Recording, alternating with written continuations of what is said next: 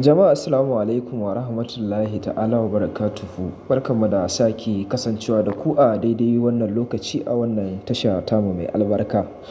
Idan kai ne farkon zuwa muna roƙonka da ka daure ka danna mana alamar subscribe da liking da share domin samun nagartattun shirye-shiryenmu daga zarar mun ɗora. To, yau tattaunawar tamu mai zurfi ce inda za mu tsallaka cikin jamhuriyar Nijar.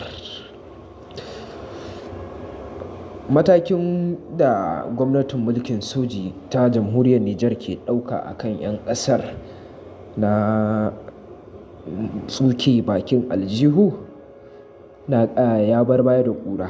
Idan ba a manta ba a shekarar 2023 sojoji suka karɓe gwamnati a jamhuriyar Nijar wanda ya janyo cece-kuce daga ƙasashe daban-daban na duniya.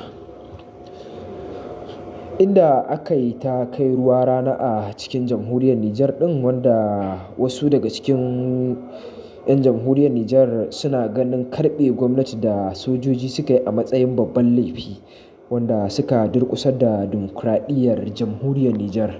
Sai dai kuma su mahukuntan jamhuriyar Nijar ɗin sun bayyana cewa sun yi haka ne domin daidaita al'amuran da suka dagule a cikin ƙasar wanda ya haɗa ga matsalolin tsaro da jamhuriyar Nijar ɗin ke fuskanta da kuma matsi na tattalin arziki.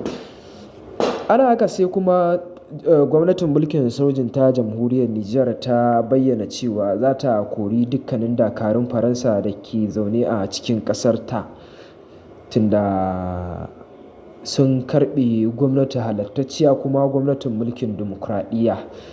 Kalaman dai bai yi wa fadar Élysée da ke Faransa daɗi ba wadda ta bayyana cewa gwamnatin jamhuriyar Nijar gwamnatin 'yan kama karya ce.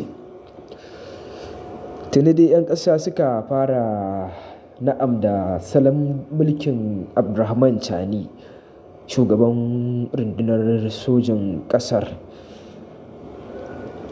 Me za ku bayyana mana a ra'ayoyinku da shirye-shiryenmu a wannan tasha domin ci gaba da an tayo muku labarai da kuma batutuwan da suka danganci yau da kullum.